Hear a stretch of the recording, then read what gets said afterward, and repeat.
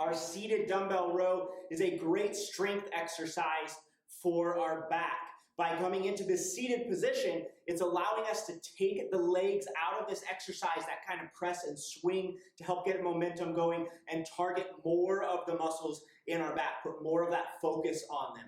So what we're going to want for this exercise, you're going to want a bench like I'm using here, or you can always use a box or a chair, something that you can sit down on and then scoot out towards the edge of. And we also want to make sure, if it's possible, that it is slim enough here that if you can't all the way scoot all the way to the edge, you're able to have room for those weights without hitting whatever you're sitting on. So ideally a bench, or like I said, a chair or a stool scooted all the way up to the very edge of. I'm going to bring my feet about a 90-degree bend here, and I'm going to bring them together. So my feet are right next to each other. It's important to make sure those feet are together. That way I have full range of motion coming down and up, and the feet aren't out here where my legs are getting in the way of those weights. So bring those feet on in together. From here, I'm going to hinge on over, grab those dumbbells, and then I'm going to make sure my back is nice and straight here. My chest is coming down up against my upper thighs. I'm going to hold this position, and then I'm going to simply perform a row. So leading with those elbows, pulling back and up, squeezing my shoulder blades at the top, and then controlling back on down to that starting position. Remember, on a row, we're kind of coming forward and down, and then back and up here. So we're not dropping straight down like this and up. That's going to engage more of our traps.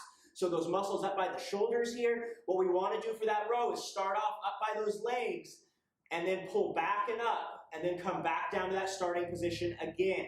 So, most common mistakes made on this exercise is not focusing on getting the feet together. That's just a very simple common mistake. And then what happens is the arms are spread way out here, the legs are getting in the way, so really make sure that those feet are together. Another common thing is not hinging on over and getting that chest on down towards the knees. What that causes us to do is kind of just shrug and work more of our traps. So make sure that upper body is hinged over and you're keeping your back as straight as you can.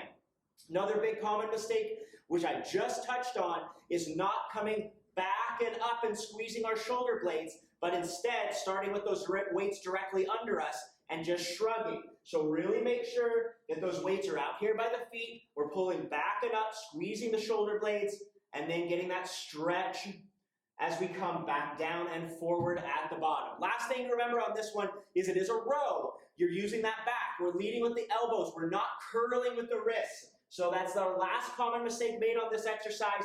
I'll see people kind of curl like this, getting the biceps and forearms into it. It doesn't matter how high the weights get on this exercise. The point is getting the elbows high, getting that full contraction in those shoulder blades as you get those elbows up. So keep those wrists relaxed. Just focus on squeezing those shoulder blades back as you almost like stick your chest forward towards your thighs, squeezing those shoulder blades, and then get that good stretch as you come all the way down and forward at the bottom. Final thing to remember, no swinging. Just like on any other bent row, we're not coming back like this. We are keeping that torso stationary so that we are pinpointing the back for this movement.